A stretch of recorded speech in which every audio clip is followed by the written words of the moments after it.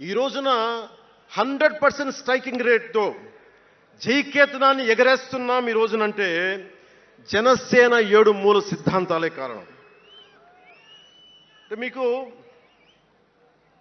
మొన్న మన జనసేన ఆవిర్భావ దినోత్సవం అని అనగానే పవన్ కళ్యాణ్, నేను ఎంత పేరుందో నాకే తెలీదు, ఇంగ్లీష్ పేపర్లో కూడా రాస్తారని నా పేరు అనుకుంటాను అప్పుడప్పుడు. ఏదో నేషనల్ పేపర్లో ఢిల్లీ నుంచి ఎవరో తెలుగు జర్నలిస్ట్ పంపించలే, హిందీ జర్నలిస్ట్ పంపించారు నాకు. Pawan Kalyan changes his ideology left, right and centre అని. అంటే వీడి అవసరాలకి ఎలా పడితే అలా మార్చేస్తాడని నాకు అనిపించింది.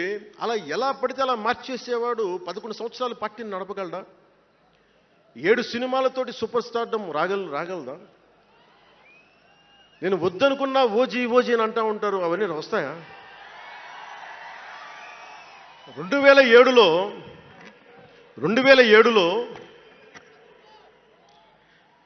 నేను కామన్మెన్ ప్రొటెక్షన్ ఫోర్స్ పెట్టినప్పుడు చాలామంది నాకు ఇష్టమైన నాయకులు, ప్రభావితం చేసిన నాయకులు, ఒకరితో ఒకరికి సంబంధం లేదు. ఒకరు నారాయణ గురు అయితే ఇంకొకరు షెగువేరా, ఒకరు జయప్రకాష్ నారాయణ అయితే ఇంకొకరు లోకమాన్య బాలగంగాధర్ తిలక్, ఒకళ్ళు మదర్ తెరీసా అయితే ఇంకో వైపున భగత్ సింగ్. ఆ రోజు నన్ను అందరూ అన్నారు, నీకేంటి ఇంత పిచ్చి ఏంటి, నీకు కన్ఫ్యూజ్డ్ ఐడియాలజీ నీది అంటే నేను రోజు చెప్పలేకపోయాను అందరికీ. పవన్ కళ్యాణ్ ఐడియాలజీ ఏంటంటే ఇంత భిన్నమైన వ్యక్తుల్లో ఏకత్వం చూడగలగడం పవన్ కళ్యాణ్ ఐడియాలజీ. ఆ ఏకత్వాన్ని చూడగలిగాం కాబట్టి ఆ 7 సిద్ధాంతాలు వచ్చినాయి. నాకు ఒక్కొక్కరిలో నాకు నచ్చిన అంశాన్ని తీసుకొని నాకు వ్యక్తిగతంగా బలం ఇవ్వడం చూశాను. అది నా మీద ఎంత ప్రభావితం చూపించింది, అది ఎంత సక్సెస్ ఇచ్చిందో కూడా నాకు తెలుసు. అంటే నేను అందరిలాగా నేను కాలేజీలకి యూనివర్సిటీలకి వెళ్ళా, డాక్టరేట్ లేకుండా పోవచ్చు, యూనివర్సిటీస్కి వెళ్ళి ఉండకపోవచ్చు, కానీ జ్ఞానాన్ని సముపార్జించటం నా చిన్నప్పటి నుంచి ఈ క్షణం దాకా నేను ఎప్పుడూ ఆపలా, ఎప్పుడు నేర్చుకుంటానే ఉన్నాను. అంటే చిన్నప్పుడు ఇలస్ట్రేటెడ్ వీక్లీలు, ఫ్రంట్ లైన్ మ్యాగజైన్లు, న్యూస్ పేపర్లు, సోవియట్ భూమి పత్రికలు, చరిత్ర, సంస్కృతి పుస్తకాలు, సాహిత్యం, ఫిలాసఫీ, ఫారిన్ అఫైర్స్ ఇవేమి చదవడం ఆపలా ఇప్పటిదాకా. అవన్నీ సామాజిక, చారిత్రక, రాజకీయ అంశాల మీద అవగాహన లేకుండా ఎందుకు పార్టీ పెడతాం?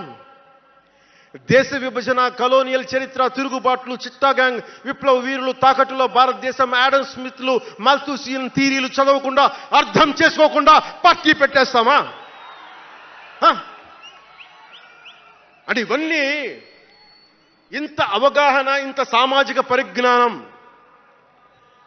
సినిమాలు చేసుకునే వాడికి ఎలా ఉంటుంది అవగాహన అని? అదే కదా. అంటే దానికోసం ఎలా పుట్టాలండి? ప్రత్యేకంగా తెల్లగడ్డ వేసుకొని పుట్టాలా అండి? ఆకాశంలోకి చూస్తా తెల్లగడ్డ వేసుకొని సామాన్యుడికి అర్థం కాని లిటరీ టర్మ్స్ తోటి మాటల్ని మాట్లాడాలా?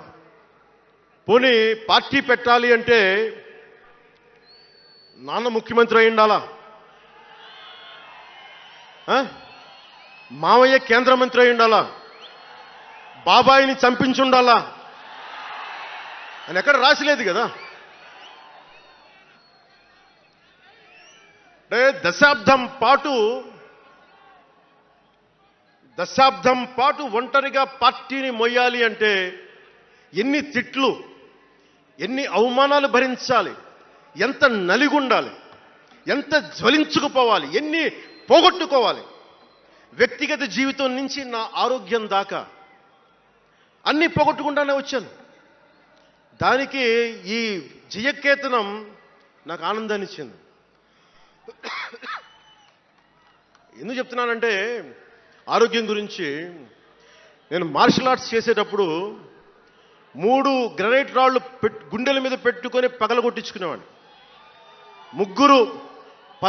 9 ఏళ్ల పిల్లలు, 8 ఏళ్ల పిల్లలు ముగ్గురిని ఒకళ్ళని ఇలా పట్టుకుని ఇంకొకటి భుజాల మీద ఎక్కించుకొని గుడుంబ శంకర్లో మోసుకొచ్చినంత బలం ఉంది. చూడడానికి బక్కగానే ఉంటా, కానీ బలం అపారం ఉండేది.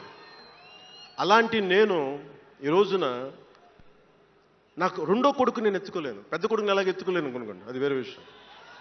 నా రెండో కొడుకుని చిన్నోడు 6-7 సంవత్సరాలు, వాడిని ఎత్తుకోలేను నేను. అంత బలహీన పడిపోయాను. కానీ బలం తెచ్చుకుంటాం మీ అందరి ఆశీస్సులతోటి, బద్దలు కొడతాం మళ్ళీ. అంటే రాజకీయాల్లో ఉండాలంటే రెండు, పిచ్చి పవర్ హంగ్రీ ఉండాలి, లేదా బలమైన సైద్ధాంతిక బలమన్నా ఉండాలి. వ్యక్తిగా ఎదగాలి,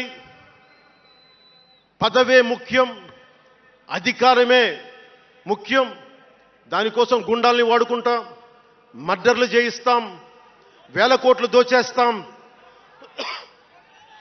కులాలని కెలికేస్తాం, రకరకాల విద్వేషాలు రెచ్చగొడతాం, తద్వారా లాభపడతాం అన్నది ఇంకో పద్ధతి. నేను అది కోడికత్తిని వాడుకుంటాం, నేను అలాంటివి ఎంచుకోలే. సైద్ధాంతిక రాజకీయాన్ని ఎంచుకున్నాను. నాకు ఊహ తెలిసినప్పటి నుంచి అలాగే బతికాను. అందుకే నేను సమాజం, సమతుల్యత, భావితరాల భవిష్యత్తు, దేశం అంతరంగిక భద్రత, దేశ భద్రత, శత్రు దేశాల దాడులు ఆలోచించి దశాబ్దంన్నర నలిగి గుండె రగిలి అందరిలోనూ చైతన్యం రగిలించి ఈ రోజున జనసేన జయకేతనం ఎగరవేస్తున్నాం. ఇది జనసేన పద్ధతి. Registered party to recognised party. It took us a decade plus.